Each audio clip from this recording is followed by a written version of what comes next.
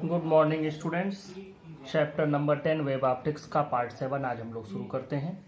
इसमें हम बात करते हैं diffraction of light. Diffraction of light क्या होता है, पहले डेफिनेशन देख लो। The bending of light around corners of an obstacle और aperture in the path of light is called diffraction. Due to this bending light enters into the geometrical shadow of the obstacle or aperture. This is the simple definition. अब हम लोग इसको समझते हैं कि ये actually क्या है, कैसे होता है, क्यों होता है। जरा सा इसको खूब ध्यान से आप समझने की कोशिश करेंगे तो आपके समझ में आ जाएगा। ध्यान से देखो, यहाँ पर हमने आपके सामने 3 फिगर बनाए हैं। देखो ये सोर्स है, सोर्स से लाइट निकल रही है और ये स्क्रीन है। इस स्क्रीन पर लाइट आ रही है, ये स्क्रीन हो गई और इस स्क्रीन पर हम इसको ऑब्जर्व कर रहे हैं और इसके रास्ते में ये एक ऑब्स्टेकल हो गया, एक रुकावट हो गई। सिंपल एक रुकावट है। तो लाइट बिल्कुल ऐसे यहाँ से निकली तो सीधी यहाँ पहुँचनी चाहिए थी, तो पहुँचेगी भी, कोई प्रॉब्लम नहीं है। लेकिन इसके साथ साथ यहाँ तक तो लाइट पहुँच ही रही है, साथ में एक चीज़ और भी हो रहा है कि इसके आसपास का ये जो हिस्सा है यहाँ पर भी हमको थोड़ी सी ब्राइटनेस मिलती है, थोड़ी लाइट मिलती है, थोड़ी चमक हल्की सी मिलती है, जिसको हम यहाँ कहते हैं कि some light is also present in this region. ये रीजन मैंने बड़ा बनाया है। प्रैक्टिकली ऑब्जर्वेशन में ये रीजन बहुत कम मिलता है हमको, माइक्रोमीटर या मिलीमीटर बहुत छोटे में ऑब्जर्व कर पाते हैं हम इसको। तो ये हो गया। अब यहाँ से देखो, एक दूसरे तरीके का हमने रुकावट बनाया है। यहाँ हम एक रुकावट डाले थे और यहाँ पर क्या है कि सारी की सारी लाइट यहाँ से रुक जा रही है। बस कुछ लाइट ये बीच में से ओपनिंग हमने बनाया है, एक अपर्चर है, बस इसमें से लाइट जा रही है। तो लाइट निकलेगी तो बिल्कुल यहाँ तो जाएगी ही, यहाँ तो जाएगी ही, लेकिन इसके आसपास का हिस्सा भी थोड़ा सा, यहाँ आपको थोड़ा सा इसमें भी लाइट मिलती है। इसी तरह से एक प्लेन वेव अगर हमारे पास आ रही है, बिल्कुल पैरेलल रेज आ रही है, पैरेलल रेज आ रही है और ये ओपनिंग है, तो इसमें से देखो लाइट सारी रेज यहाँ रुक जाएंगी और इसकी बिल्कुल शैडो यहाँ बननी चाहिए थी, लेकिन इस शैडो में भी लाइट थोड़ी सी इंटर कर जाती है। ये जितना हमने बनाया इतना नहीं होता, बहुत थोड़ा होता है, बहुत थोड़े में ही ऑब्जर्व कर पाते हैं इसको। मैं बार बार इस चीज़ को बता रहा हूँ क्योंकि जब यंग्स डबल स्लिट एक्सपेरिमेंट हुआ और लोगों को ये समझ में आया कि what is the wavelength of light, और वहाँ से जब लाइट की वेवलेंथ को पहली बार कैलकुलेट किया गया, पहली बार ऑब्जर्व किया गया, उसके बाद से फिर ये डिफ्रैक्शन की घटना को देखना शुरू किया गया। क्योंकि देखो ये डिफ्रैक्शन होता क्यों है। जैसे देखो ये एक दीवार है, सिंपल आप मान लो दिस इज अ वॉल। एक आदमी यहाँ पर खड़ा हुआ है, यह कुछ बोल रहा है, तो ये, और एक आदमी इस जगह पर खड़ा हुआ है। तो जो आदमी यहाँ से कोई भी तरह की साउंड प्रोड्यूस कर रहा है तो इस आदमी को वो साउंड सुनाई देगा। अब यहाँ से जो ये आदमी साउंड सुन रहा है तो साउंड की भी तो वेव है, तो ये वेव क्या ऐसे ऐसे चल रही है, ये वेव इस रुकावट पर पड़ी और इन सभी तरफ थोड़ा थोड़ा स्प्रेड हो गई, फैल गई, जिससे इस आदमी को भी इसकी बात सुनाई दे रही है। तो अब यही घटना हमको लाइट में भी मिलनी चाहिए। लाइट में कैसे मिलनी चाहिए, जरा सा इसको भी ऑब्जर्व करो। लाइट में हम किस तरह से इसको चाहते थे। जैसे पहले जब हाइगेंस ने वेव प्रिंसिपल दिया तो उनके वेव प्रिंसिपल को किस तरह से उसका अपोज किया गया और उसके अपोज में कौन कौन से रीजन्स दिए गए कि जैसे वेव है तो हम ये साउंड वेव है, साउंड वेव है, साउंड एक प्रकार की लॉन्गिट्यूडिनल वेव होती है और मैकेनिकल वेव में लॉन्गिट्यूडिनल वेव मोशन से ये चलती है। तो अब अगर साउंड चल रही है और साउंड आकर के किनारों पर टकरा करके थोड़ा सा मुड़ जा रही है तो लाइट को भी इसी तरह से मुड़ना चाहिए था।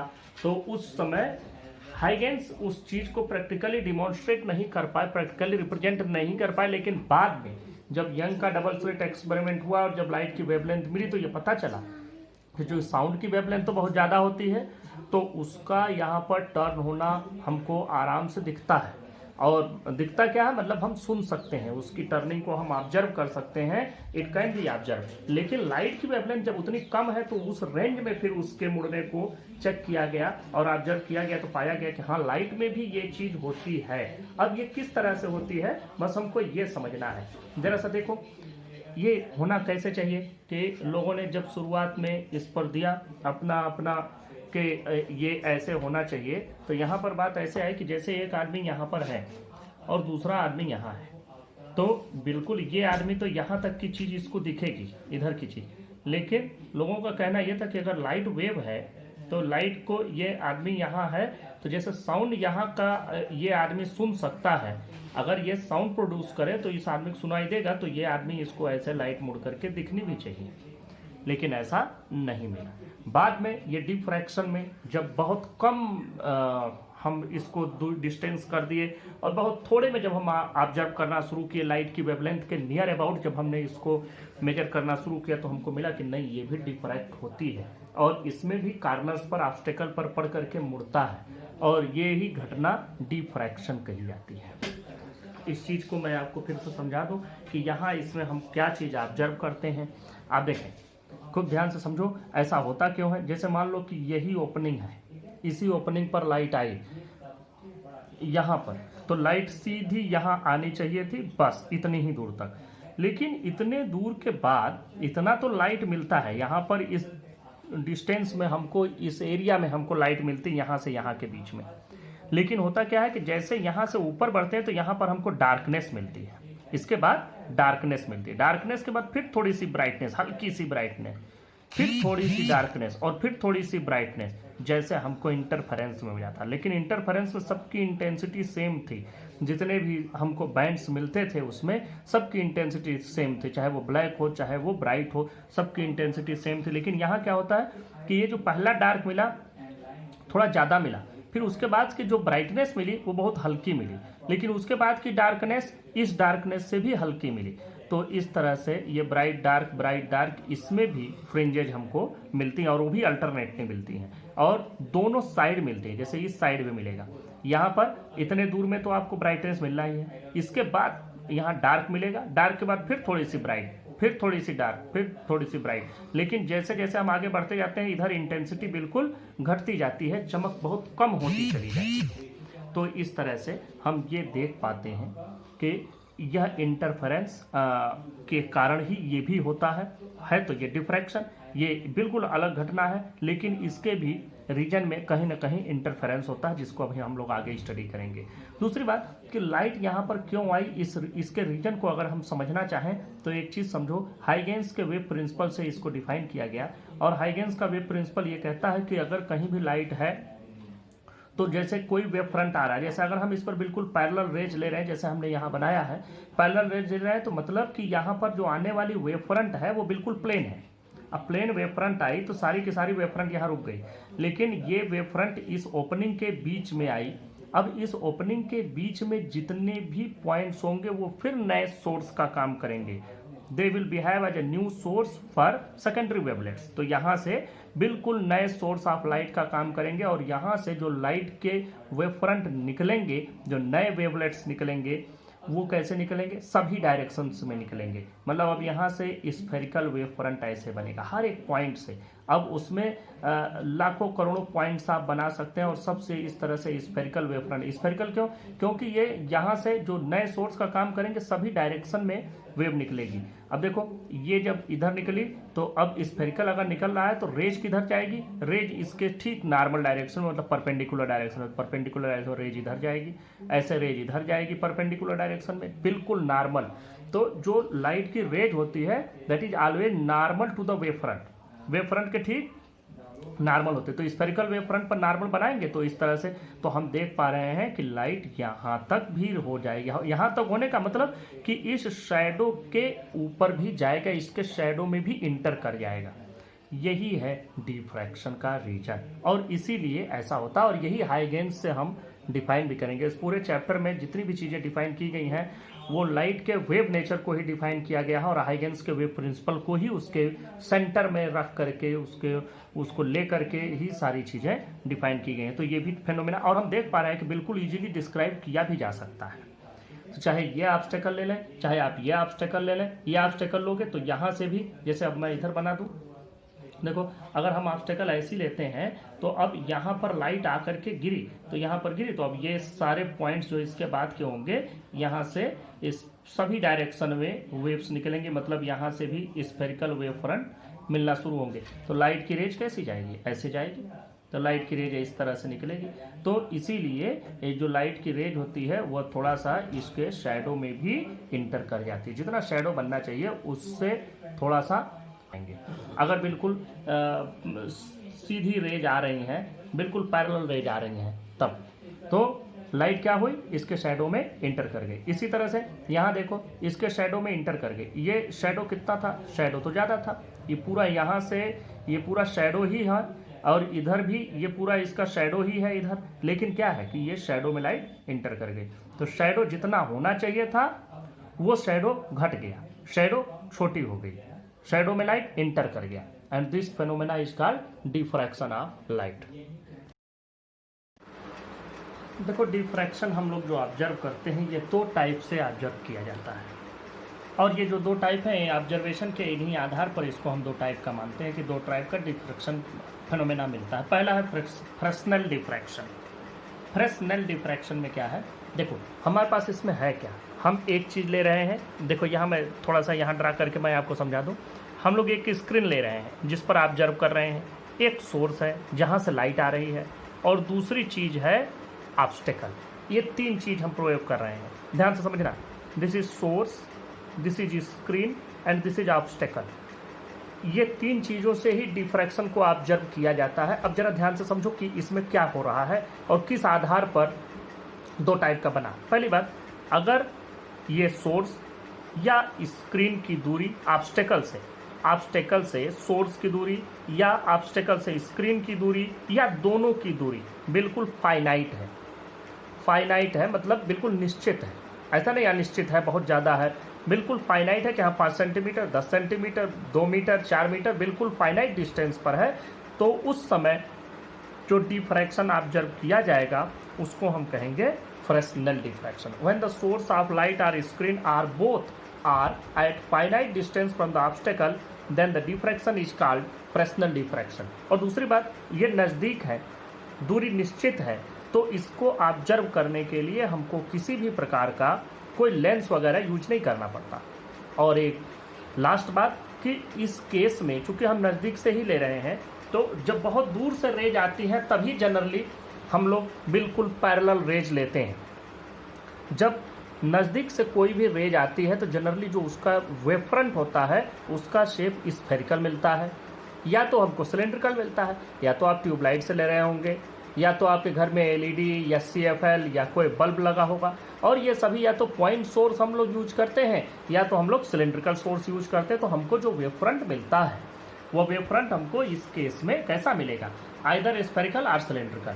लेकिन ये लिखा गया है अकॉर्डिंग टू द थ्योरी, लेकिन ऐसा नहीं कि अगर प्लेन आए तो हमको ये ऑब्जर्व नहीं होगा, प्लेन पर भी हमको ऑब्जर्व होगा, क्योंकि डिफ्रैक्शन हो रहा है तो हो रहा है, वो प्लेन पर भी होगा, सब पर होगा, लेकिन जनरली यहाँ पर नज़दीक में हम लोग इसको यूज करते हैं। तो ये चीज़ मेरे समझाने का मतलब इतना होता है कि आप रट न लें कि हाँ इसमें स्फेरिकल होगा, सिलेंड्रिकल होगा, स्फेरिकल या सिलेंड्रिकल, ये रट्टा मारने की जरूरत नहीं है। ये समझो कि नज़दीक रहेगा तो स्फेरिकल या सिलेंड्रिकल ही मिलेगा, बाकी कुछ मिलना ही नहीं है। अब आते हैं सेकेंड डिफ्रैक्शन। अब इसमें देखो ये फ्रॉनहोफर डिफ्रैक्शन है, बस वही तीन चीज़ें इसमें भी हैं, ऑब्स्टेकल है, सोर्स है, स्क्रीन है। अब इसमें ऑब्स्टेकल से सोर्स और स्क्रीन दोनों की दूरी इनफाइनाइट होती है, और जब दोनों की दूरी इनफाइनाइट होगी, किसी इनफाइनाइट डिस्टेंस के सोर्स से अगर लाइट आएगी तो फिर उस समय जो हमको लाइट की रेज मिलती हैं वो जनरली पैरेलल मिलती हैं, हम लोग लेते हैं पैरेलल, तो उस समय पैरेलल रेज मिलेगी। और अगर रेज पैरेलल है तो इसका वेव फ्रंट कैसा होगा, बिल्कुल प्लेन। तो ये चीज़ यहाँ पर मैंने लिखी भी है, ध्यान से समझो। When source of light and screen are effectively at infinite distances from the obstacle or aperture, then the diffraction is called Fraunhofer diffraction.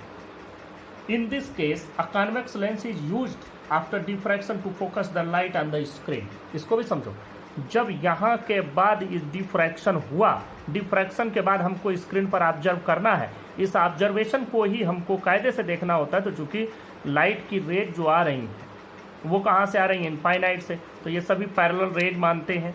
और अगर सभी हम पैरेलल रेज ले रहे हैं तो इस केस में यहाँ इसके बाद हमको ये डिफ्रैक्शन ऑब्जर्व करने के लिए बहुत कम होता है, डिफ्रैक्शन बहुत माइन्यूट ऑब्जर्वेशन करना पड़ता है, तब हमको दिखता है। तो उसको देखने के लिए हम लोग यहाँ पर आफ्टर डिफ्रैक्शन, यहाँ पर लिखा भी है after diffraction to focus the light on the screen we use a convex lens. तो ये कॉन्वेक्स लेंस हम यहाँ यूज करते हैं जिससे इस स्क्रीन पर इसको फोकस किया जा सके। तो ये इतनी चीज़ें आपके समझ में आ जानी चाहिए। ये दोनों दो तरीके के आपको मिले। ये लास्ट पॉइंट मैंने लिख भी दिया। Plane wave front is used in Fraunhofer diffraction. तो ये इस तरह का डिफ्रैक्शन हो गया। एक चीज़ और भी देखो, डिफ्रैक्शन पैटर्न को जनरली हम अगर ऑब्जर्व करना चाहें तो अपने घर में भी ऑब्जर्व कर सकते। कैसे, इसको जरा सा समझो। जैसे ये जो आप शेविंग के लिए ब्लेड यूज करते हैं, आपकी बुक में भी ये दिया गया है, रेफरेंस बुक्स में भी और एनसीईआरटी में भी। तो ये जो हम लोग शेविंग के लिए ब्लेड यूज करते हैं, ऐसे 2 ब्लेड आप ले लो और इनको हाथ से पकड़ लें, और जो इनकी धार है जिधर की ओर इनका बिल्कुल शार्प हिस्सा होता है, ये देखो, ये जो इनका शार्पर, इनको बिल्कुल नज़दीक ले आओ और यहाँ से फिर कोई बल्ब का फिलामेंट देखो या कोई ट्यूबलाइट को देखो, तो आपको डिफ्रैक्शन का पैटर्न जो होता है, जब इसको बहुत कम करते जाएंगे, ये इतना नहीं होना चाहिए जितना हमने बनाया है, इतना गैप नहीं होना, बल्कि बहुत कम गैप पर अगर आप ऑब्जर्व करें, क्योंकि हम लोग जनरली बताते नहीं बच्चों को करने के लिए, क्योंकि बच्चे कहीं हाथ वाथ न काट लें इससे, इसलिए तो आप बहुत अगर संभल करके इसको कायदे से करने की कोशिश करें तो आप डिफ्रैक्शन पैटर्न को ऑब्जर्व कर सकते हैं। और अगर आप चाहते हैं ब्लेड न यूज करके कोई और चीज़ यूज करना, तो भी आप उसको ऑब्जर्व कर पाएंगे कि कोई भी दो बिल्कुल पैरेलल, ब्लेड इसलिए लिया जाता है कि बिल्कुल पैरेलल रहेंगे, कोई गैप बीच में नहीं बनती है।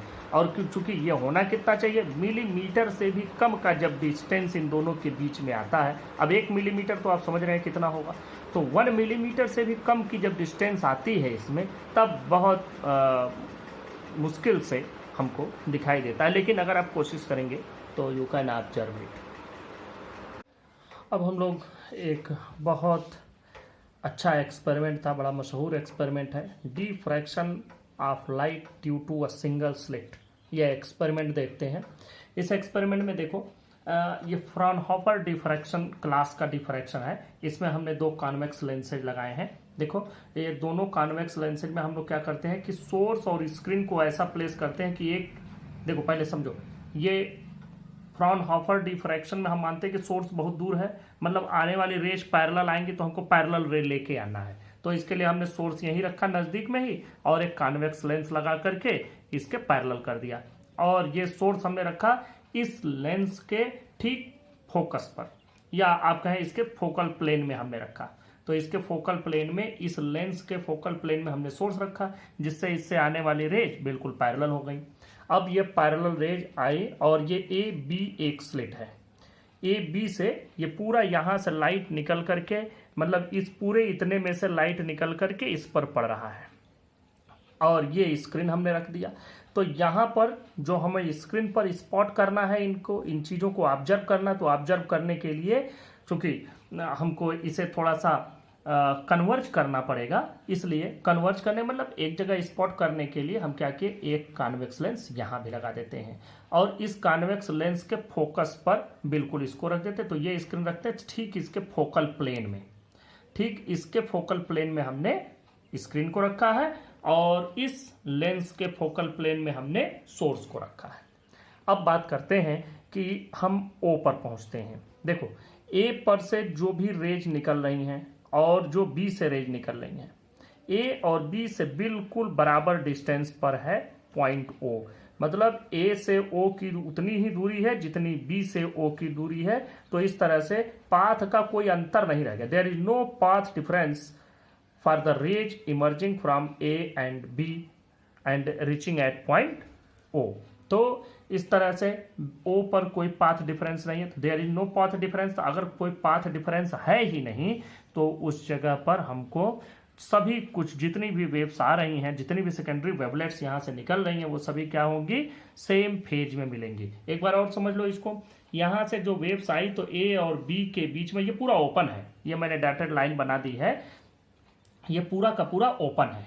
ओपन है मतलब यहाँ से ये सारी रेज इधर पास हो रही हैं, तो ये जिस जगह से रेज ये पास हो रही है, तो यहाँ के बीच में जितने भी पॉइंट होंगे वो सभी एक यहाँ से सेकेंडरी वेवलेट्स निकलना शुरू होंगी, मतलब they will act as a new source of light wave. यहाँ से नए सोर्स की तरह से बिहेव करेंगे according to the Huygens principle कि, और यहाँ पर जो वेव फ्रंट आ रहा है वेव फ्रंट बिल्कुल पैरेलल आएगा, प्लेन वेव फ्रंट आएगा ऐसे, क्योंकि रेस तो पैरेलल आ रही है तो वेव फ्रंट कैसा होगा, बिल्कुल प्लेन प्लेन वेव फ्रंट आया यहाँ से।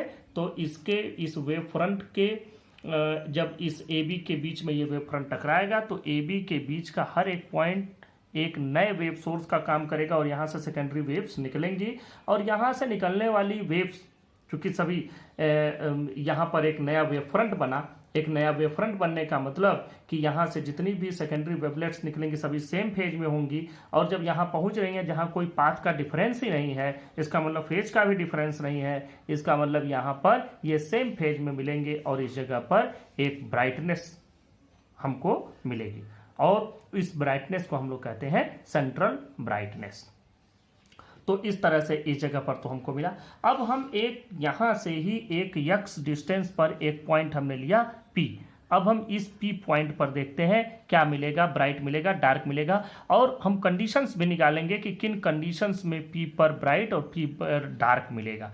अब एक चीज और भी देखो कि इसके पैरेलल तक तो पूरा हमको ब्राइट मिलेगा ही, लेकिन जब इसके बाद हम जाते हैं तो हमें यहीं थोड़ी दूर पर एक डार्क मिलेगा, और उसके बाद फिर थोड़ी सी ब्राइट मिलेगी, फिर थोड़ा सा डार्क मिलेगा, और यही एक पैटर्न मिलता है। और जैसे ही इसके बाद फर्स्ट डार्क मिलता है, फर्स्ट डार्क के बाद धीरे धीरे उनकी इंटेंसिटी इतनी कम हो जाती है कि जल्दी ऑब्जर्व नहीं होते। तो फर्स्ट सेकंड 2 हम लोग देख पाते हैं, 3 मैक्सिमम देख सकते हैं, बहुत अच्छा रिजॉल्विंग पावर का आप माइक्रोस्कोप वगैरह लगाएंगे तो 2-3 देख सकते हैं पैटर्न्स, उसके बाद नहीं दिखते हैं। देखो पॉइंट P को हमने यहाँ से थीटा एंगल पर मान लिया, मिड पॉइंट से हमने थीटा एंगल पर मान लिया है, तो यह अगर थीटा है तो यह एंगल भी थीटा ही होगा, क्योंकि जिन 2 लाइनों के बीच में यह एंगल बन रहा है उन्हीं 2 पर ठीक परपेंडिकुलर लाइनों पर भी हम एंगल बना रहे हैं। देखो जैसे एक एंगल ये है, सॉरी एक लाइन ये है, एक लाइन ये हो गई, इस लाइन पर परपेंडिकुलर ये वाली लाइन हो गई।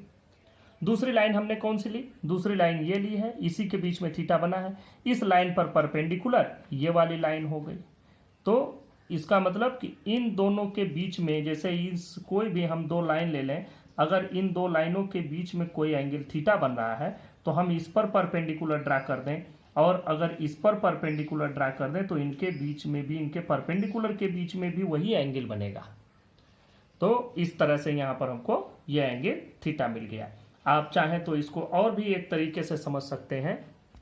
देखो मान लो ये 2 लाइनें हो गई, इनके बीच में एंगल थीटा है, अब इस पर परपेंडिकुलर ड्रा कर दिया और इस पर भी परपेंडिकुलर ड्रा कर देते हैं। अब यहाँ पर ये भी 90 डिग्री हो गया और ये भी पूरा यहाँ से 90 डिग्री, तो ये एंगल भी जो बना ये भी थीटा ही होगा, ये भी थीटा होगा। कैसे थीटा होगा जरा मैं आपको समझा दूँ। देखो अगर आप ये थीटा लिए, ये 90 लिए हैं, तो ये एंगल आपका हो गया 90 माइनस थीटा, ये तो 90 है ही, तो ये कितना होगा, ये जब 90 माइनस थीटा है, ये 90 है, तो ये हो जाएगा 180 माइनस, पहले इसको और इसको जोड़ के इसमें से घटा दो, तो देखो ये 90 माइनस थीटा है और ये है 90 प्लस 90, तो ये दोनों मिल करके कितना हो गए 180 माइनस थीटा। अब ये 180 माइनस थीटा इसमें से डिडक्ट कर दो, तो ये बचेगा कितना 180 माइनस 180 प्लस थीटा, तो मतलब ये बचा कितना थीटा, तो ये एंगल बचा आपका थीटा। वही चीज हमने यहाँ भी ली है,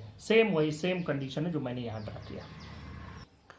अब यहाँ से देखो कि पॉइंट P और इसमें जो पाथ का डिफरेंस आ रहा है वो कितना आ रहा है, पाथ डिफरेंस हम लोग जरा निकाल लें। जरा सा ध्यान से देखें कि A और B से जो रेज निकल रही हैं उनके बीच में देखो यह इतनी डिस्टेंस और यह इतनी डिस्टेंस दोनों से कवर किया जा रहा है, यही एक्स्ट्रा हो रहा है। तो अगर इसको हमें कैलकुलेट करना है तो कैसे पाएंगे, देखो ये तो यहाँ पर 90 डिग्री है, 90 डिग्री के सामने हाइपोटेन्यूज हो गया, तो अगर हमको ये डिस्टेंस निकालनी है तो हम इसका साइन ले लें, क्योंकि हाइपोटेन्यूज और परपेंडिकुलर के बीच में जो बनता है, देखो अगर हम इसका साइन थीटा लेते हैं तो साइन थीटा की वैल्यू हो जाएगी, देखो परपेंडिकुलर मतलब बी के डिवाइडेड बाई हाइपोटेन्यूज मतलब ए, तो यहाँ से हमको क्या मिला B K is equal to A sine theta, यहाँ से हमको ये वैल्यू मिली। तो अब आप देखें कि आपको जो यहाँ से या पाथ का डिफरेंस मिला, यह मिल रहा है। अब आप लोगों ने इसके पहले मैंने आप लोगों को इंटरफेरेंस भी पढ़ाया। इंटरफेरेंस को ही यूज करके हम यहाँ आपको समझाएंगे कि कैसे यहाँ पर डार्क मिल रहा है और उस डार्क को कैसे जस्टिफाई करेंगे, कैसे आपको ब्राइट मिल रहा है, ब्राइट को जस्टिफाई करेंगे।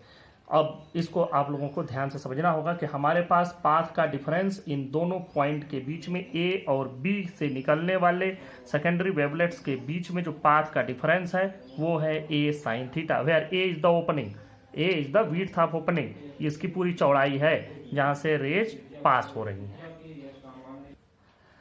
देखो हमने यहां पर इसको पूरे जो ओपनिंग है, इस ओपनिंग को हमने दो भागों में, दो बराबर भागों में बांट दिया है। हमने बांट दिया ए सी और सी बी, दो बराबर भागों में बांट दिया। तो अब देखो इनमें से वेव फ्रंट्स यहाँ से सेकेंडरी वेव्स निकल रही हैं, तो सेकेंडरी वेव्स निकल रही हैं और ए और बी से निकलने वाली वेव के बीच का जो पाथ डिफरेंस है वो आ रहा है ए साइन थीटा। अब हम ऐसा करते हैं कि ए साइन थीटा की वैल्यू या बी के को ले लेते हैं लैम्डा के बराबर। तो जब हम ऐसा रखते हैं कि यह पाथ डिफरेंस लैम्डा के बराबर है, तब हम क्या पाते हैं कि पॉइंट पी पर हमको पहली बार मिनिमा मिलता है।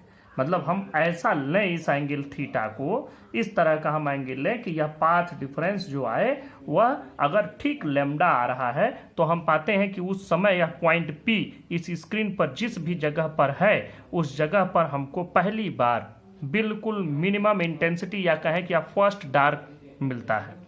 तो ये फर्स्ट मिनिमा मिलता है या आप कह सकते हैं सेकेंडरी मिनिमा मिलती है, जिसको हम कहते हैं फर्स्ट सेकेंडरी मिनिमा, जब ये वैल्यू लैम्डा आते हैं। अब इसको एक्सप्लेन करते हैं ऐसा क्यों होता है, जरा सा इस बात को समझो। हमने इसको क्या किया, दो भाग में डिवाइड कर दिया, दो बराबर भागों में डिवाइड कर दिया। अब ए और बी के बीच का पाथ डिफरेंस तो मिल रहा है हमको लैम्डा, तो जब हमने इसको ठीक दो भागों में बांट दिया तो ए और सी के बीच का पाथ डिफरेंस कितना होगा, एग्जैक्ट ए और सी के बीच का पाथ डिफरेंस होगा लैम्डा बाई 2।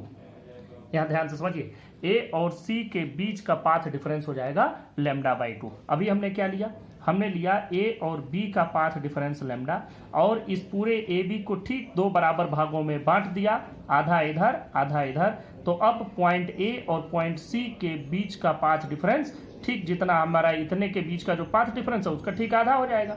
मतलब यह जो वैल्यू आएगी, यह वैल्यू इस पूरे वैल्यू बी के की आधी हो जाएगी, और यह जो आधी वैल्यू होगी वो कितनी होगी, उसमें पाथ डिफरेंस क्या आएगा, वही आएगा लैम्डा बाई 2। तो यहां से हमको लैम्डा बाई 2 मिला। अब देखो लैम्डा बाई 2 जब हमको कहीं भी इंटरफेरेंस हमने देखा, इंटरफेरेंस फ्रिंजेज हमने पढ़ा, तो जब इंटरफेरेंस में हमको पाथ का डिफरेंस लैम्डा बाई 2 मिलता है, लैम्डा बाई 2 हो, 3 लैम्डा बाई 2 हो, तो उस समय जो हमको उस जिस जगह पर ये जा करके मिलते हैं उस पॉइंट पर हमको मिनिमम ब्राइटनेस या आप कहें डार्कनेस मिलती है। तो यही यहाँ पर ये अपोजिट फेज में जा रहे हैं, तो इसलिए इस जगह पर ये पूरी तरह से डार्कनेस प्रोड्यूस करते हैं, जिसको हम कहते हैं first secondary minima. This is minima. अब देखो यहाँ से ए और सी को हमने फिर से यहाँ ड्रा कर दिया है। देखो यहाँ से ए से लिया वेव और सी से लिया सेकेंडरी वेव्स, तो यहाँ पर पहुंचे और पाथ का डिफरेंस आया लैम्डा बाई 2। तो यहाँ पर क्या मिला हमको, मिनिमा। मिनिमा मीन्स और डिस्ट्रक्टिव इंटरफेरेंस में यहाँ पर पहुंचेंगे। अब चलो इसके ठीक बाद मान लो कि ए से सी के बीच में हमने 50 पॉइंट बनाए और सी से बी के बीच में हमने 50 पॉइंट बनाए। अब देखो यहाँ से ए से तो हो गया, ये फर्स्ट पॉइंट रहा, और यहां से ये सी को मान लिया 51। अब देखो तो ए और सी वाला तो हो गया। अब यहां से हम पॉइंट नंबर 2 पर जाएं और यहां से हम पॉइंट नंबर 52 पर जाएं, तो फिर इनके और इनके बीच की डिस्टेंस क्या होगी, पाथ का डिफरेंस फिर वही लैम्डा बाई 2 ही आएगा। अब इससे हम तीसरे नंबर पर चले जाएं और यहां से हम चले जाएं 53 पर, फिर हमको वही लैम्डा बाई 2 मिलेगा। हम यहां से मान लो कि सीधा चले आए हम 49 पर, जब हम यहाँ 49 पर आए तो यहाँ पर इसके करेस्पॉन्डिंग भी हमको मिलेगा 99। और जब हम एग्जैक्ट यहाँ 50 पर आएंगे तो यहाँ 100, मतलब इसके हर एक ए और सी के बीच में जितने पॉइंट हैं, जितने भी कोई भी पॉइंट बने, चाहे आप करोड़ों पॉइंट बनाए, हर एक पॉइंट के करेस्पॉन्डिंग सी से बी के बीच का एक पॉइंट मिलेगा। फिर से बता दूं, ए से सी के बीच में कोई भी पॉइंट लें तो उसके ठीक करेस्पॉन्डिंग सी से बी के बीच में एक पॉइंट मिलेगा, जिससे इस पॉइंट पी पर हमको पहुंचने वाली वेव का जो पाथ डिफरेंस होगा λ/2 मिलेगा और हर एक पॉइंट के करेस्पॉन्डिंग मिलेगा। तो इसका मतलब ए से सी के बीच में और सी से बी के बीच से जितने भी सेकेंडरी वेव्स निकले और वो पॉइंट पी पर पहुंचे तो वो सभी यहाँ पर λ/2 फेज डिफरेंस के साथ पहुंचेंगे and they will produce a minima or a darkness at point P. This is called first secondary minima. अब हम क्या करते हैं, इस लैम्डा को बढ़ा करके अगर हम 2 लैम्डा कर दें, अगर हम इस चीज को a sin थीटा की वैल्यू को अगर हम 2 लैम्डा कर दें, 2 लैम्डा कर दें तो फिर ये जो पॉइंट्स हैं इनको हम घटा करके, इनको हम जो 2 भाग में हमने डिवाइड कर रखा है, इस 2 भाग को अब हम क्या करते हैं 4 भाग में डिवाइड कर लेते हैं, 4 इक्वल पार्ट्स। देखो यहाँ से अगर हम इस तरह से 4 इक्वल पार्ट्स में कर लें, जैसे देखो ए बी सी डी, अब 4 इक्वल पार्ट्स में हो गए, 1 2 नहीं 4 नहीं हुए, सी डी एक और बनाना पड़ेगा हमको। अब यह हमारे 4 इक्वल पार्ट्स हो गए। अब जरा सा ध्यान दो, यह इतना पूरा है 2 लैम्डा, तो यहाँ से यह कितना हो जाएगा, ये हो जाएगा लैम्डा, और फिर यहाँ से ये कितना हो जाएगा λ/2। तो यहाँ से कोई भी वेव निकले और सी के करस्पॉन्डिंग उसके पॉइंट से जो वेव निकलेगी यहाँ डिस्ट्रक्टिव बनाएगी। फिर देखो यहाँ और यहाँ के बीच में भी अब हमको वही फेज का पाथ का डिफरेंस मिलेगा, कौन सा λ/2, और वही पाथ का डिफरेंस आपको इसमें 4 डिविजन्स में डिवाइड करने पर मिला और हमने ये लिया 2 लैम्डा। अब मान लो इसको हमने 3 लैम्डा लिया और इसको हम क्या किए 6 इक्वल पार्ट्स में डिवाइड कर दिए, तो भी हमको हर एक पार्ट से इस जगह पर मिनिमा ही मिलेगा, हर इस जगह पर डार्कनेस ही मिलेगी।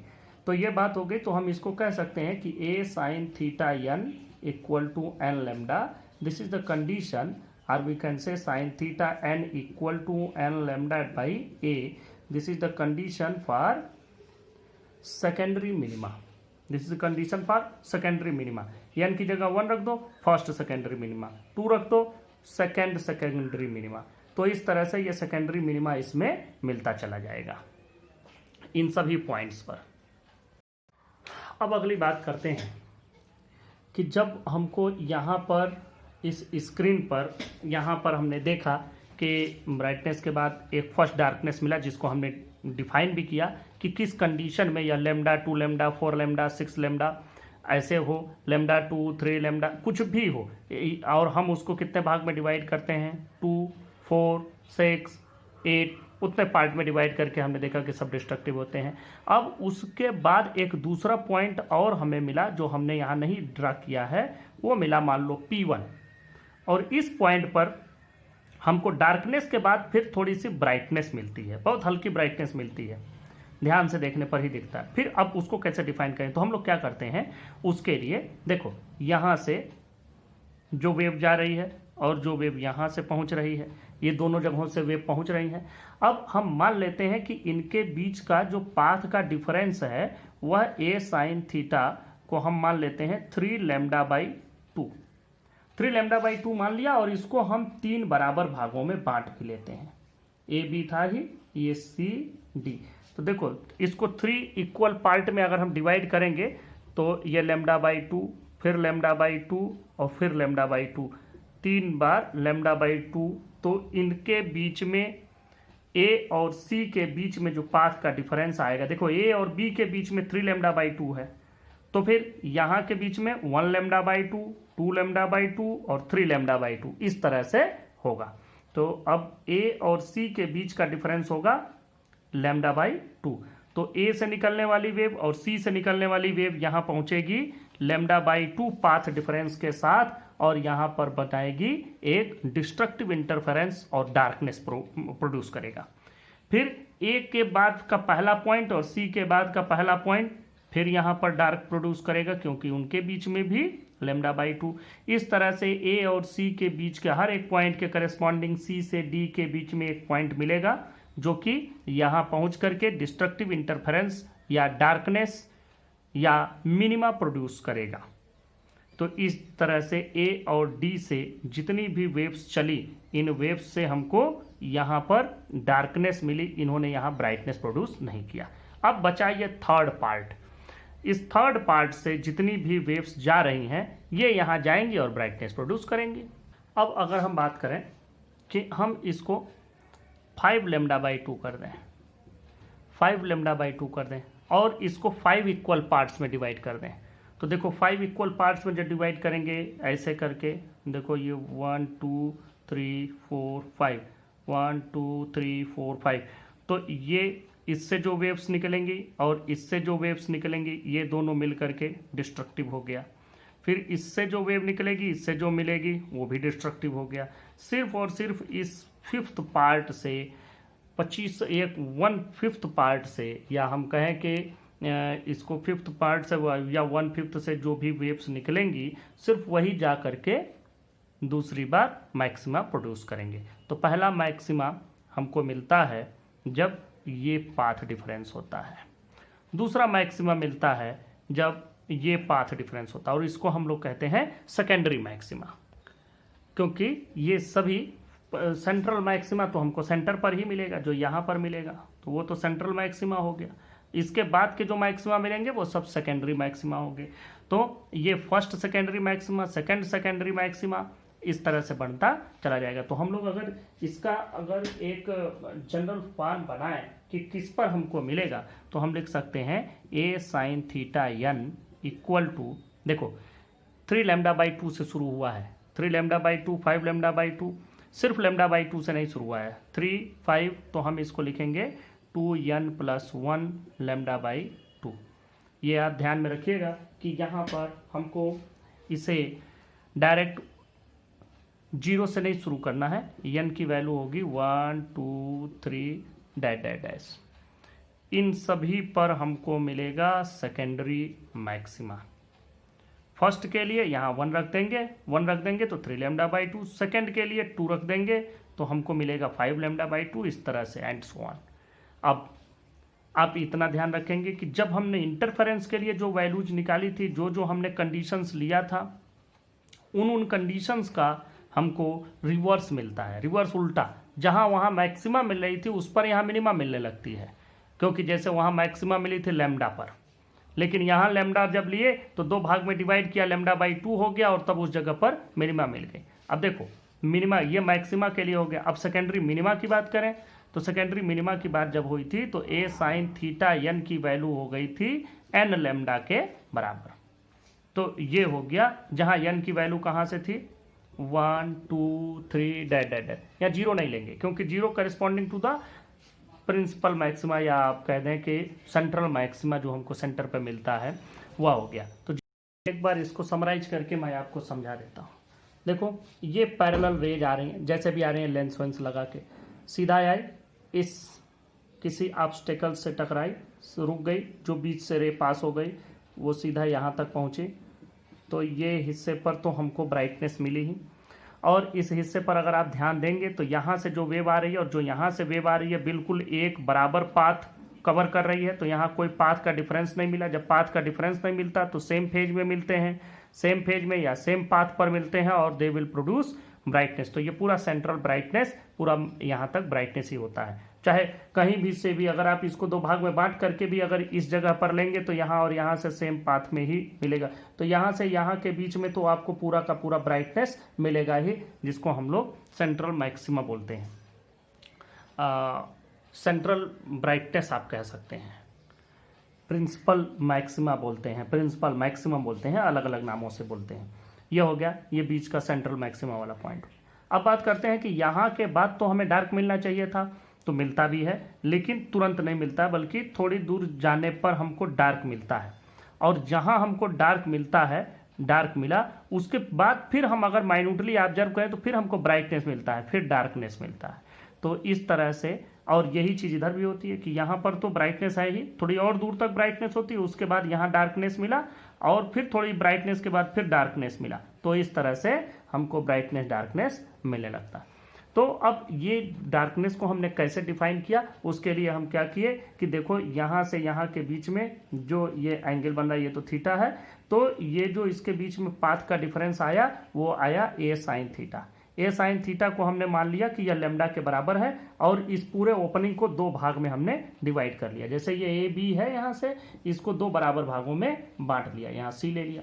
अब क्या होगा, इससे और इससे, पहले तो ए और बी के बीच का पाथ डिफरेंस है लेमडा, और ठीक आधे पर पाथ डिफरेंस हो जाएगा लेमडा बाई 2। अब यहां से ए से जो वेव निकलेगी और सी से जो वेव निकलेगी उनके बीच का पाथ डिफरेंस हो जाएगा लेमडा बाई 2, और ये इस जगह पर पहुंच करके डार्कनेस प्रोड्यूस करेंगे, क्योंकि डिस्ट्रक्टिव इंटरफेरेंस का जो कंडीशन है वो यही है कि पाथ डिफरेंस होना चाहिए लेमडा बाई 2, 3 लेमडा बाई 2। तो इन पर हमको क्या मिलने लगता है, इन सभी जगहों पर हमको मिलने लगता है डार्क पॉइंट। तो यहाँ पर हमको डार्क पॉइंट मिला। अब 2 की बजाय अगर हम इसको 4 भाग में बांट लें और इसको हम 2 लेमडा कर दें, तो फिर हमको ये 2 लेमडा को अगर हम 4 भाग में बांटेंगे तो फिर lambda by 2 lambda by 2 lambda by 2 ही आएगा, और सब के बीच में सब 2-2 के पेयर से निकलने वाली वेव यहाँ जाएंगे, फिर लेमडा बाई 2 के पाथ डिफरेंस से, और वहाँ जाके डार्कनेस, मतलब यहाँ पर डार्कनेस मिलेगी। तो कब मिली, लेमडा पर मिली, और 2 लेमडा पर मिलेगा, 3 लेमडा पर मिलेगा। या हम इसके डिवीजन की बात करें तो जब लेमडा था तो डिवीजन 2 थे, 2 भागों में बांटा, 2 लेमडा पर 4, 3 लेमडा पर 6, ऐसे। तो इन सब पर हमको मिला डार्कनेस। इन सभी डार्कनेस को हमने क्या नाम दिया, सेकेंडरी मिनिमा। ये सभी सेकेंडरी मिनिमा कहे जाएंगे। First secondary minima, second secondary minima, third secondary minima, इस तरह से सेकेंडरी मिनिमा मिलते गए। Condition A sine theta N equal to N lambda, N की वैल्यू 1 रखो, फर्स्ट सेकेंडरी मैक्सिमा की कंडीशन, सेकेंड सेकेंडरी मैक्सिमा की कंडीशन 2 लिखने पर, ऐसे ही 3, 4 एंड सो ऑन। अब बात करते हैं जब हमको इस डार्क के बाद ब्राइट मिलता है, उस ब्राइट के लिए हमने क्या किया, वो दूसरा पॉइंट होगा, इसके आगे कहीं होगा, तो उस पॉइंट को हमने अलग डिफाइन किया। उसके लिए हमने क्या किया, हम अब जो ये पाथ का डिफरेंस आ रहा था इसको हमने ऐसे लिया कि ए साइन थीटा का जो पाथ डिफरेंस है इसको हमने पहली बार 3 लेमडा बाई 2 रखा और इसको 3 पार्ट्स में डिवाइड कर दिया। ध्यान देना कि यहाँ से जब हम इसको 3 पार्ट्स में डिवाइड करेंगे तो ये पूरे के लिए तो हमारा है, ध्यान दें, पूरे के लिए 3 लेमडा बाई 2, इसको 3 बराबर भागों में बांटोगे तो lambda by 2 lambda by 2 lambda by 2 ही आएगा। और इन तीनों से, अब इससे और इससे, इनके बीच में, पहले और दूसरे के बीच में बना हमारा पाथ का डिफरेंस लेमडा बाई 2। तो यहाँ से और इसके करस्पॉन्डिंग हर एक लाइन, हर एक पॉइंट और इसके करस्पॉन्डिंग हर एक पॉइंट मिल करके यहाँ क्या बनाएगा, मिनिमा ही बनाएगा। तो इससे इन दोनों से बन गया हमारा डार्क। लेकिन ये जो लास्ट का एक तीसरा भाग बचा, ये तीसरा भाग जा करके यहाँ पर ब्राइटनेस प्रोड्यूस करेगा, तो वो ब्राइटनेस बहुत कम होगी। इसी तरह से हमको दोबारा फिर मिलता है। अब हम इसी वैल्यू को अगर ए साइन थीटा को 5 लेमडा बाई 2 कर दें और इस पूरे को 5 इक्वल पार्ट्स में डिवाइड कर दें, 5 इक्वल भागों में बांट देंगे और पांचों में से हमको क्या करना है, किन्हीं 2 के लिए लेंगे मिनिमा, इन दोनों के लिए मिनिमा। जो लास्ट का 5वां भाग होगा ये जा करके हमको यहाँ पर ब्राइटनेस देगा।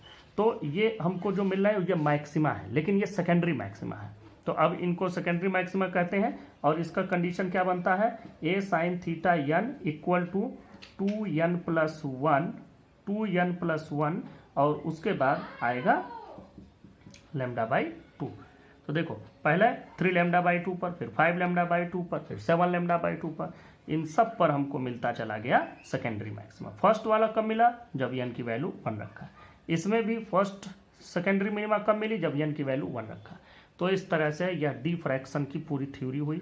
यह समझ में आ जाना चाहिए कि यह होता कैसे है। थोड़ा सा लेंदी है, थोड़ा समझने में 1-2 बार आपको देखना पड़ेगा। इसी चीज़ को 2 बार देखोगे समझ में आ जाएगा, इसीलिए इतना टाइम भी हमने खर्च किया। अब सिर्फ लिखना बचा है। लिखने के लिए तो अगर आपको ये चीज़ समझ में आ गई है तो लिखने के लिए कोई समस्या नहीं है, आप लिख लेंगे। अब हम इसकी थ्योरी देखते हैं। देखो ये फिगर तो आपके समझ में आ ही गया होगा। ये सोर्स है, यहाँ से रेज निकल रही हैं।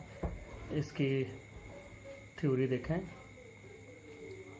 let S is a source of monochromatic light from which a plane wavefront is made to fall on slit AB.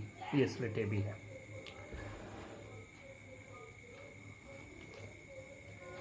We observe a central bright band having alternate dark and weak bright bands of decreasing intensity on both sides of the central bright band. ये हमें दिखता है. अब अगली बात देखते हैं. According to Huygens principle, each point between A and B is a source of secondary wavelets. Suppose AB is divided into two equal parts, AC and CB. ये AC and CB आपको यहाँ दिख भी रहा होगा. ये है AB को हमने डिवाइड किया AC और CB.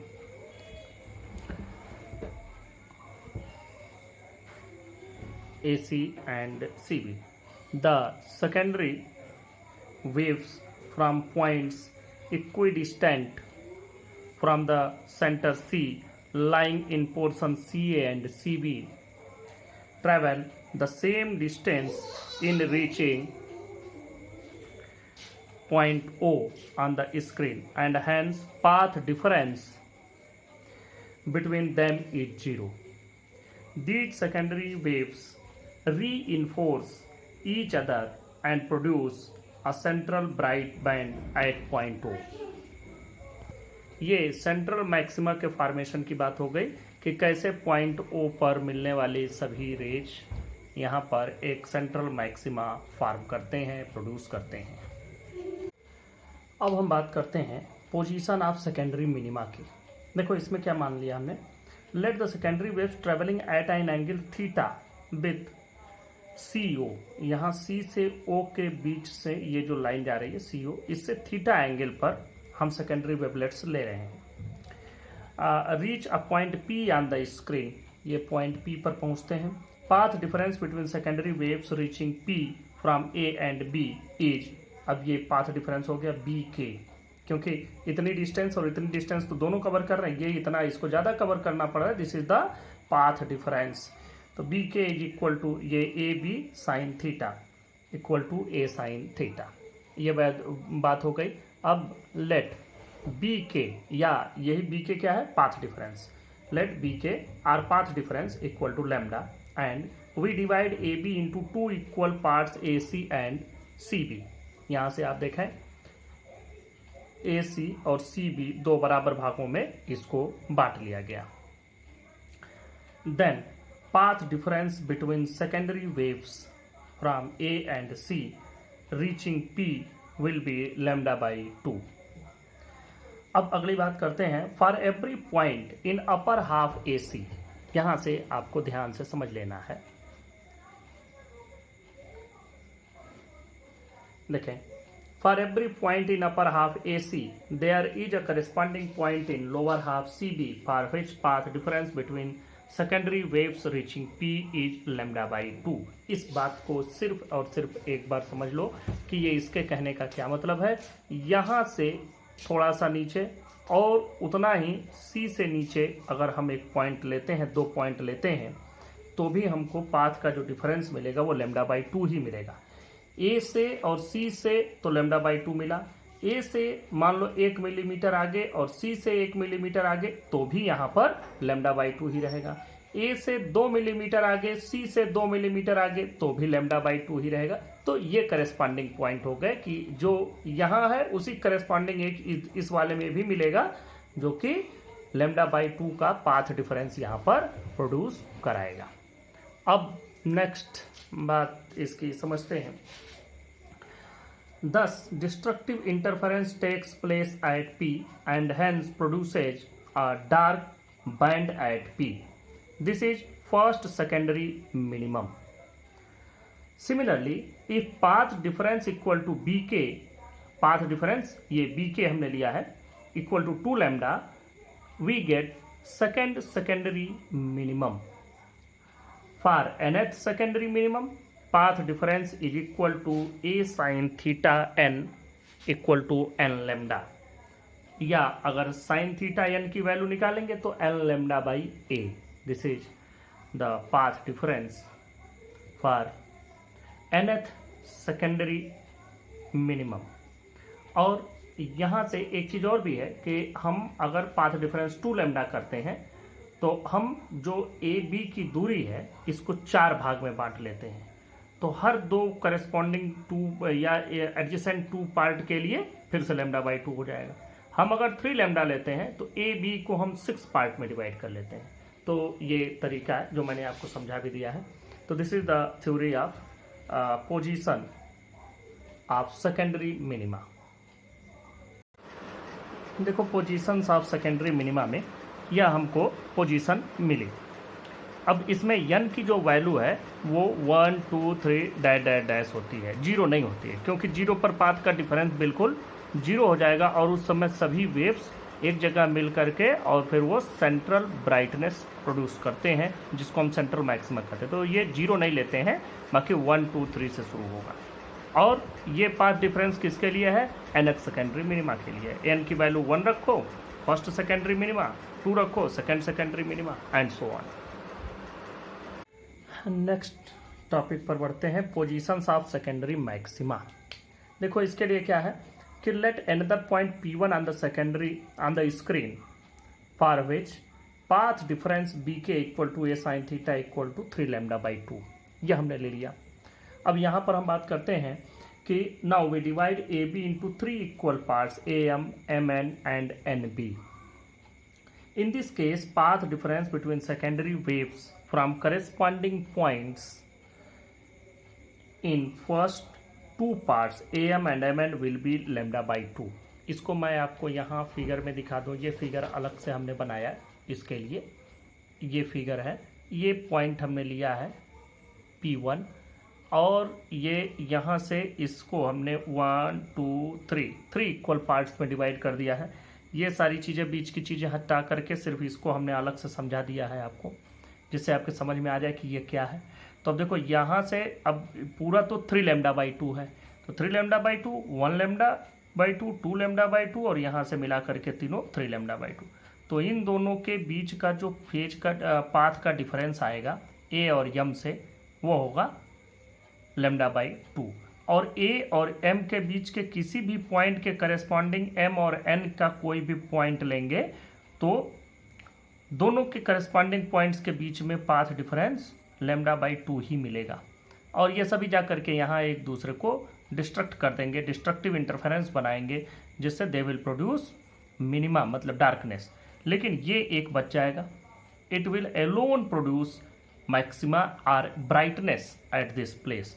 तो एक पार्ट से ही ब्राइटनेस जा रही है तो बहुत कम आएगी, वेरी वीक ब्राइटनेस, हमको यहाँ पर बहुत वीक ब्राइटनेस मिलती है। तो अब हम इसकी बाकी की थ्योरी देखते हैं। बिल्कुल पहले जैसा ही है सब कुछ, थोड़ा सा स्लाइट डिफरेंस के साथ। देखें corresponding points will be lambda by 2. They will give rise to destructive interference. The secondary waves from third part NB reinforce each other and produce first secondary maximum. Similarly, if pk equal to A sin theta equal to 5 lambda by 2, then we get second secondary maximum. For nth secondary maximum, path difference A sin theta n should be 2n plus 1 lambda by 2. यहाँ n की value 1 2 3 dash dash dash or, sine theta n की value 2n plus 1 lambda by 2a, ये value आ गई। इसके पहले वाले में भी n की वैल्यू 1 से ही शुरू हो रही थी, क्योंकि 0 नहीं लेंगे। 0 हमारा प्रिंसिपल मैक्सिमम या जो सेंट्रल मैक्सिमा है उसको रिप्रेजेंट करता है।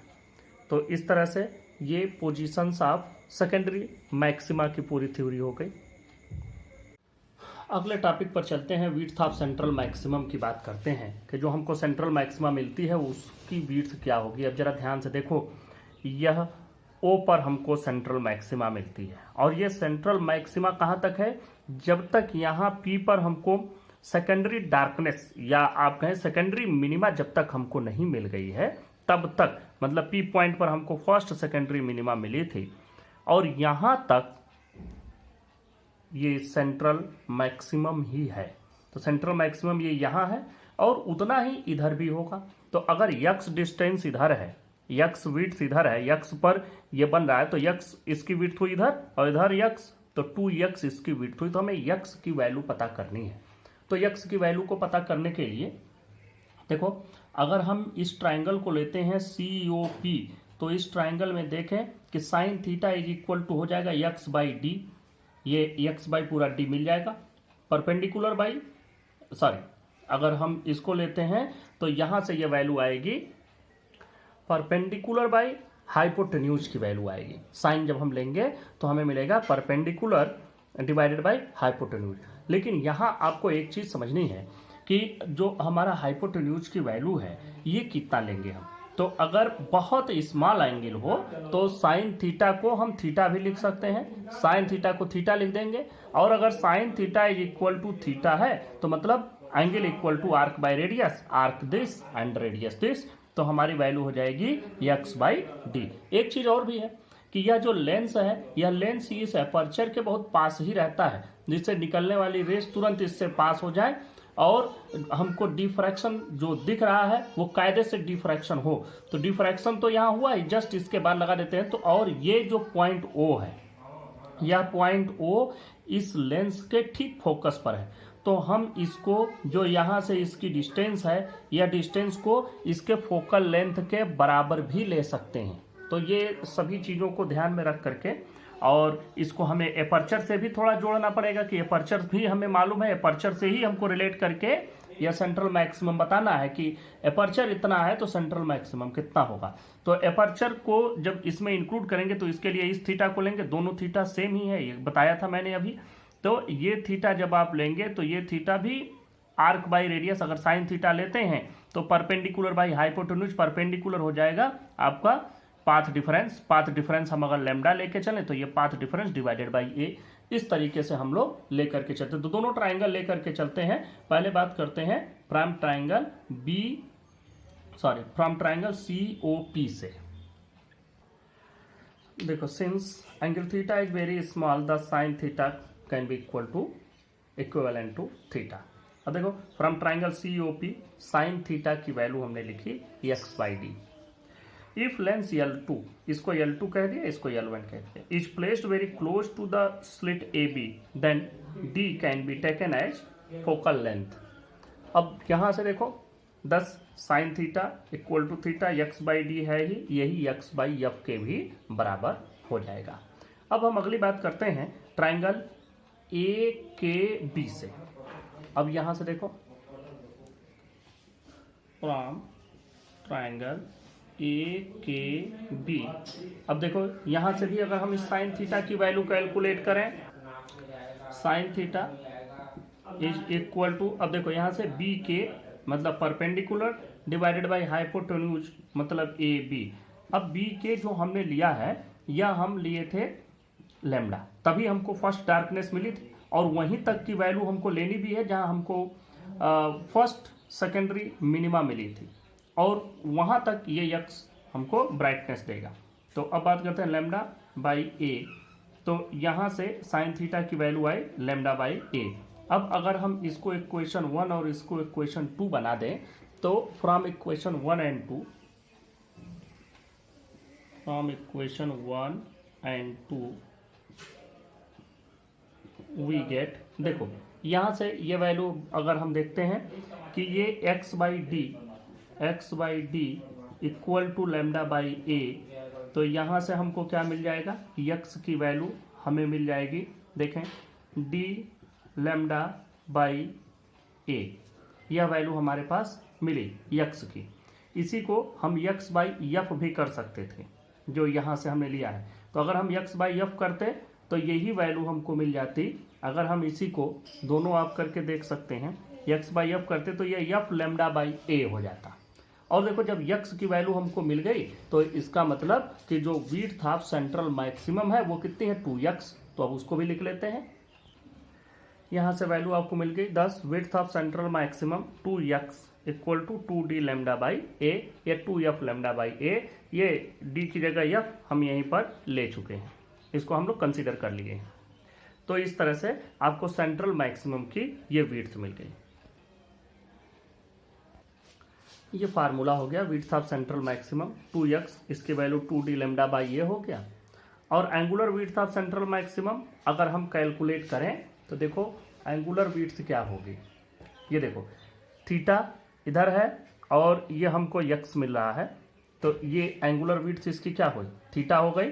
अब अगर हमको ये x की विड्थ एंगुलर विड्थ थीटा मिल रही है तो 2x मतलब x इधर भी अगर हम बढ़ा दें तो यही विड्थ हमको एंगुलर में 2 थीटा मिलेगी।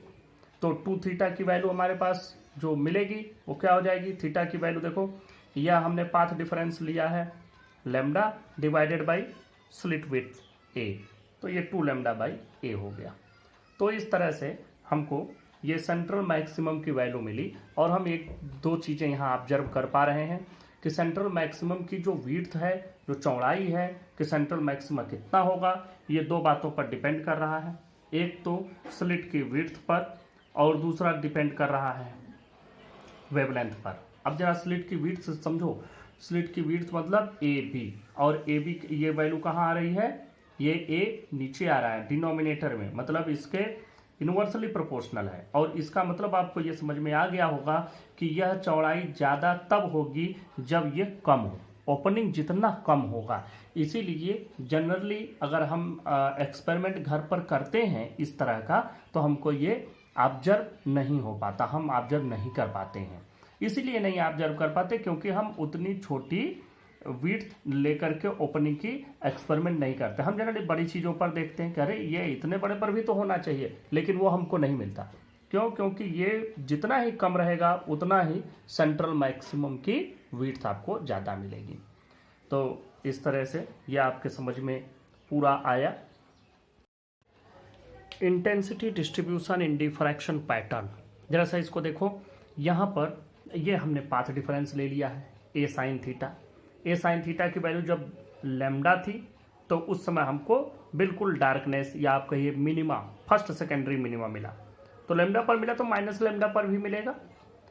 दूसरी बात कि मतलब इस डायरेक्शन में भी और उस डायरेक्शन में भी, ये लैम्डा और माइनस लैम्डा कहने का मतलब यही है कि वेव के दोनों साइड में, स्लिट के दोनों साइड, अब मैं आपको यहाँ पर फिगर से दिखा भी दूं, इसीलिए फिगर हमने इरेज नहीं किया। देखो इस साइड तो मिनिमा मिलेगा ही, इस साइड भी आपको मिलेगा मिनिमा, दोनों ही साइड मिलेगा।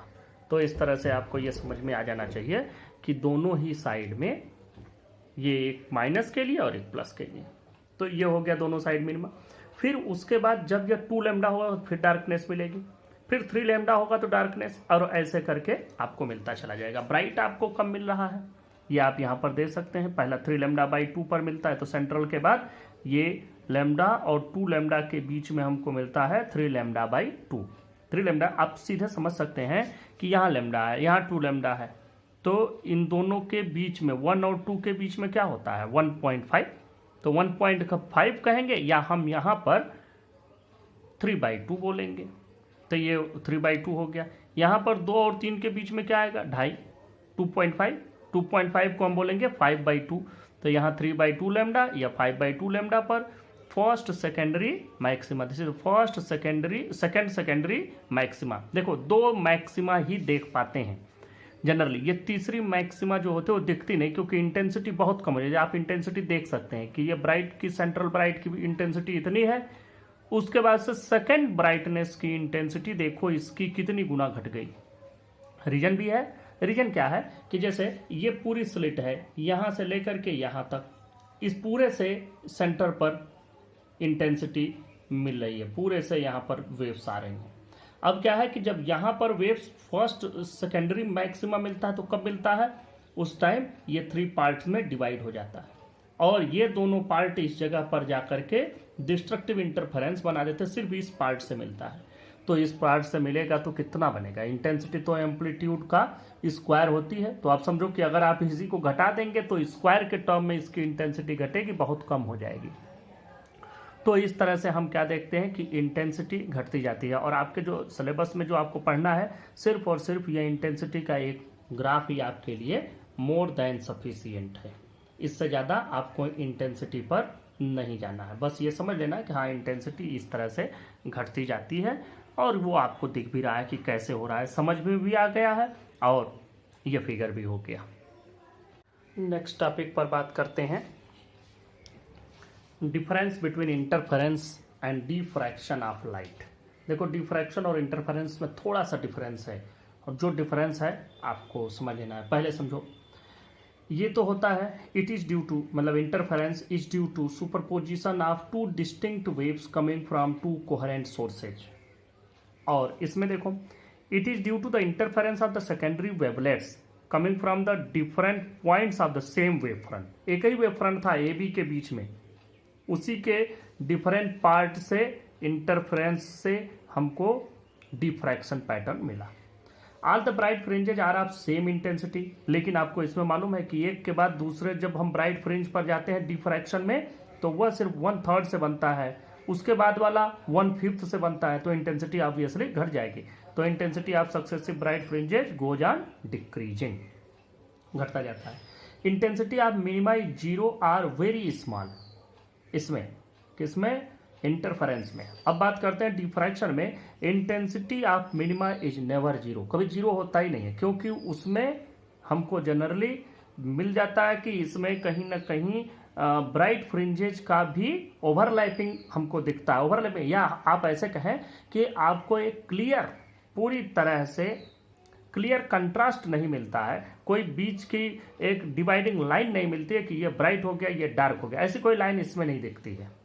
तो इसलिए इसमें जो मिनिमा होता है वो कभी 0 नहीं होता, या डार्क जो मिलता है वो कभी 0 नहीं होता, उसमें थोड़ी मोड़ी ब्राइटनेस रहती ही है, होता वो डार्कनेस ही है, लेकिन पूरी तरह से डार्क नहीं, पूरी तरह से ब्लैक स्पॉट नहीं बनता।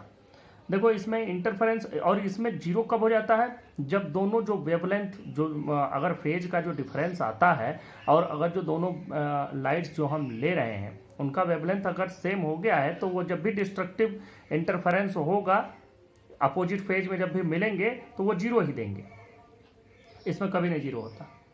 देखो, इसमें interference fringes may or may not be of same width, हो भी सकता है सेम विड्थ की, नहीं भी हो सकती है, रेयर केस में नहीं होता है, ज्यादातर होता ही है सेम विड्थ का। इसमें diffraction fringes are never of same width, आप देख रहे हैं इसमें सेंट्रल मैक्सिमा बड़ा होता है, इसमें सेंट्रल मैक्सिमा जैसी कोई चीज नहीं होती है, और उसके बाद बाकी के जो पैटर्न मिलते हैं उनकी विड्थ घटती चली जाती है। तो इस तरह, और कुछ जगहों पर इसमें बढ़ती भी जाती है, एक तरफ से देखोगे तो घटता नजर आएगा, दूसरी तरफ से आपको बढ़ता हुआ दिखेगा, बीच से चलेंगे तो।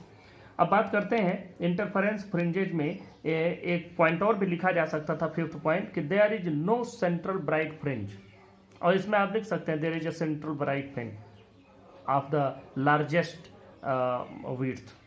तो ये आप एक नया पॉइंट भी बना सकते हैं। वैसे ये 4 मोर देन सफिशियंट है, आपको ये 4 तैयार करने हैं, समझ लेने हैं, और बस समझ लोगे तो तैयार भी है, कुछ ऐसा नहीं है। डिफ्रैक्शन में रिजॉल्विंग पावर ऑफ माइक्रोस्कोप और ये सारी चीज़ें भी हैं जो कि इस बार आपके सिलेबस से हटाई गई हैं, तो उनको हम एक नेक्स्ट लेक्चर में भेज देंगे, तो आप लोग उसको भी देख लेंगे।